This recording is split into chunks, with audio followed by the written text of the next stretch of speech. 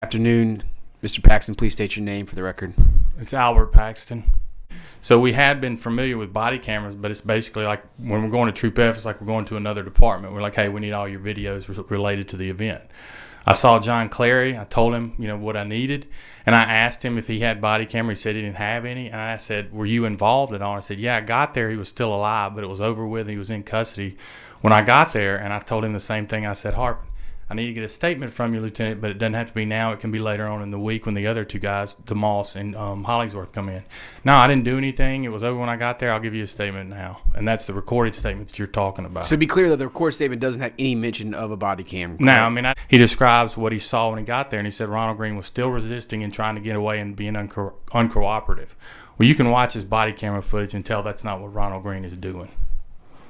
Okay. And then but you are aware that other people had body cameras at this. They had the body cameras, and he said he was downloading those videos for us, and he downloaded. Who's he? John Clary. Okay. John Clary. Because he knew we didn't have access to it. That wasn't a secret. They had the patrol guys that had it for a while, but we don't have it. And when I left, the detectives were just starting to get them. I don't think they're going to need them for their typical day-to-day stuff because it's different when you're in uniform, but we didn't have them then. He was downloading them. He downloaded at Hollingsworth's and DeMoss's, and he put them on a thumb drive, and he gave us Hollingsworth and DeMoss's body camera videos. It was 2 for Hollingsworth and 1 for DeMoss, and then he gave us his dash camera video. Clary had dash camera, but he said he didn't have body camera. Clary's the one who physically gave this to you on a thumb drive? He put it on a thumb drive and gave it to us. Did he tell you what was in the contents of that thumb drive when he gave it to you? He just said, here, I'll hear the videos you're asking for. Because what John Clary told me that morning, I was the only one that he told when I asked him. There wasn't anybody else around. He said he didn't have body camera of it. Now, I have heard from others who've insinuated or said that you always knew about the Clary body cam video and that you got it on the initial thumb drive. And that's not correct, is what you're telling me? Yeah, no, he did not give it to us on the initial thumb drive. This is from a WBRZ report. This is Lamar Davis to the governor. And I'm skipping through some stuff, but he says, during the administrative review of the Green incident, participating personnel discovered 3 videos previously submitted from Clary's body-worn camera that are not part of the original evidence submitted to Mr. Belton. And he said, additionally, I opened an internal investigation into this matter. The investigation revealed that Clary logged and submitted the videos in evidence.com in accordance with LSP policy. I'm not disputing that at all. So how did you first become aware of the Clary video? Talking to Scott Davis, when all this stuff started happening, all the hurricanes and things in 2020, LSPs, it was right around this time that there was a recording of Chris Hollingsworth talking on the phone about what they did. That got out into a lot of details of it, but I heard he had issues with it. And he also told me that he had issues. You keep saying he, but Scott Davis, okay. Please. Talking more about the Ronald Green, going back and talking about the Ronald Green video or incident, and he mentioned a phone call that Clary had with Peters, and I was like at the scene, and I thought he was. I was like, well, how did you hear that? And he said Clary's body camera. And I told him Clary didn't have body camera. He said, yeah, he did. And so that's when I first became aware of it in April. One of the things that Clary told me too, that he was being belligerent and trying to get away, and I have to look exactly, but he was just saying he was still resisting. Well, the sound, all you can hear is Ronald Green saying that he's sorry and he's apologizing, and you can tell.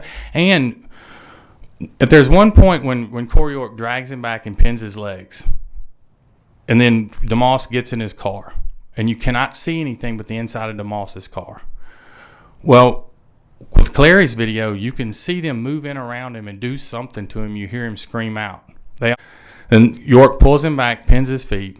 They move in around his head, and they do something to him. You hear him scream out. Harpin laughs and giggles. That shit hurts, doesn't it? Well, you don't hear any of this from DeMoss's video, but now you can hear it, and you can see. You can't see exactly what they're doing, but there's no question that they're doing something to him. I think, based on the evidence, that they're putting OC spray in his face. Now, you can disagree with that. That's fine. But I don't think there's any question that they're doing something to him. And to this day, I didn't discover this until April of 2021. And when I made these complaints, when Scott Brown and I made these complaints, we made criminal complaints, not administrative complaints. So, as this process goes on, did you give the evidence to District Attorney Belton? I put it on a thumb drive and wrote a supplement and submitted to and called Mr. Belton first and said, "Look, this is, to me, in my opinion, this is important. You need to see it." Prior to that, though, were you the person who gave Belton the original evidence of the case file? Yes, sir. Okay, and that did not include the Clary video. It did not have the Clary video on it. I made this log. Scott Brown and I had the conversation that, you know what rolls downhill, and as soon as this stuff doesn't happen, they want somebody to blame, and they're going to blame us. Okay. So I wanted to make a log of everything that I did. Yep. Yes, sir. And I want to clarify with y'all. There are typed notes that Mr. Paxton has provided us. They were provided to the Senate. Hold on a second. The Senate committee. So if you look in the stuff that we gave you from the Senate committee, you can find the actual timeline, which has the actual dates that he's referencing. And what was your impression of that meeting from what the DA's office was telling you? They didn't want John Belton to do anything to John Clary. Did she give you a reason why? She didn't say. They just didn't agree with her and wanted to play word games with her. Then they wanted to play word games with me. These are the IA investigators, Richard Buckland and Kevin Ducote. You can get them in here and ask them. You can show the videos of our IA of the interviews. After my wife was treated like that by the department, I was not going to spend any more. I was not going to make her suffer through any more weekends where I was gone for 2 or 3 days dealing with a homicide or another case. So I'm very upset about the way my wife was treated. There's no doubt about that. Now, all these people that are telling you, I'll give you my phone number. Give it to them. Tell them to call me. Nobody said that to my face. So and I'm retired now. The videos and Clary's statements are still there. All those people that are telling you that, you tell them to take the case over then. You tell them to sit there and look at the videos and explain to you how they think they're okay. Sure, I understand completely. So did somebody say quit investigating it? Not initially in that part of it, but it was they didn't do anything wrong and we're okay with everything. Were you told not to provide the Clary video to Bo Loomis told Scott Brown just to send John Belton, and he'd have to tell you more about that, just to send John Belton a letter saying we discovered it.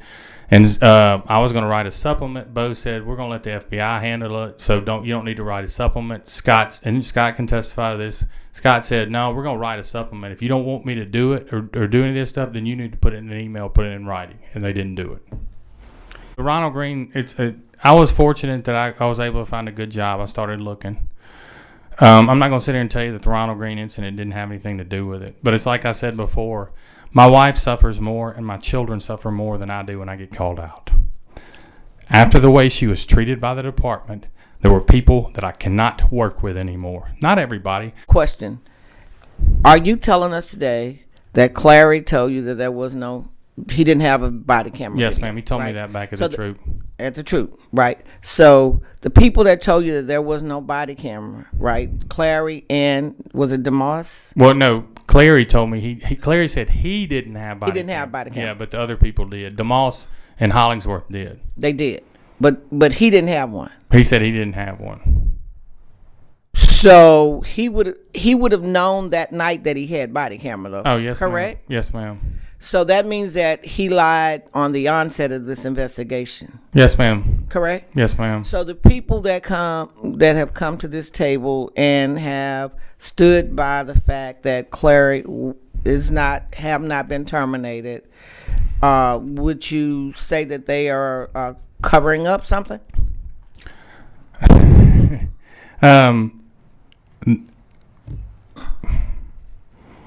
Yes, ma'am. I think they are.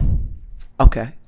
So, in your opinion, and you were a detective, the things that you saw that happened in Ronald Green's death, the night of, the things that were omitted, the videos that were left out, is actually looks like a wide cover up. I mean, like this person may be covering for that person, or not presenting information is also a part of a cover up. Would you believe? I believe that Clary lied to me about who all knows for sure that he lied. I don't know how you can watch his video and listen to his recorded statement and not come away and say he's not telling the truth.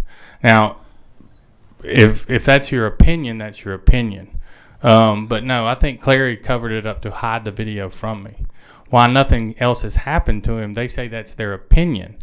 Right. Well, I mean, that's their opinion. But I don't know how you can listen to his recorded statement that morning, Right. watch his video, and not see And that draw he the lied. conclusion that He's not telling the truth. not telling the truth. Was your access to evidence.com ever restricted in any way? It was always restricted, and I didn't have an account on it till after 2000 or May of 2019. But even after that, if somebody from the troop got involved in something, I would still have to get permission from their supervisors to view their video. I couldn't query it like Kevin Reeves said last week and just go in there and look at all the other people could, but I never could. Why is that?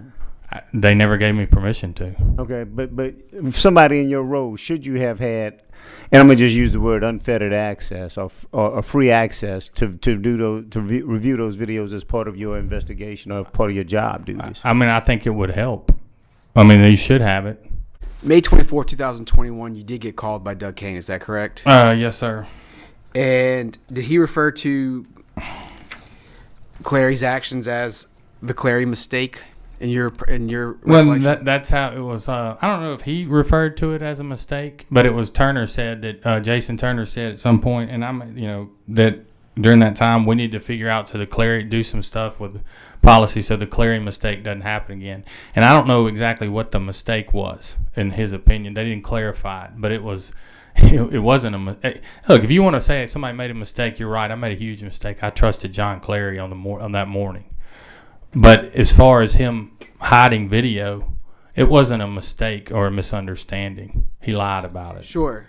And when Doug Kane calls you, did he tell you that he believed that Clary was not involved in any kind of cover-up? He said he's known Clary for a while through work, and he would be really surprised to see be very surprised that he was involved in a cover-up or hiding video. And I just said, okay. I didn't know what else to say except for what about what was on the video and what he told me.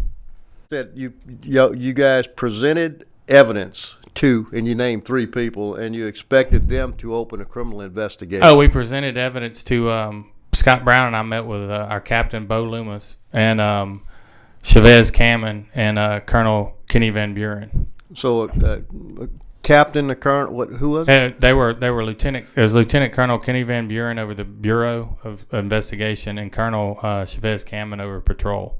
We went over the Clary video, went over the incident because I don't think either one of them had seen all the evidence. Went over all of it, explained how I came across the Clary video, and then said, "Okay." Can you roughly date this meeting for me? Yeah, it's in the notes. It's in April of 2021. Okay. Monday, April 19th. It would seem that the casual observer may ask, why would Lieutenant Clary give a statement that doesn't match his video? And surely some would say, well, it couldn't have been intentional then, right? But that's why he misclassified the video, correct? The video was not supposed to be found. No, I don't think he was going to give it to us. He wasn't going to give it to CI. He wasn't going to give it to me. So we talked about those 3 body cameras, and those were the only body cameras we had that showed anything. And in fact, Lieutenant Clary's body camera is at such an angle and captures the incident so that it leaves little doubt as to what occurred. Isn't that true?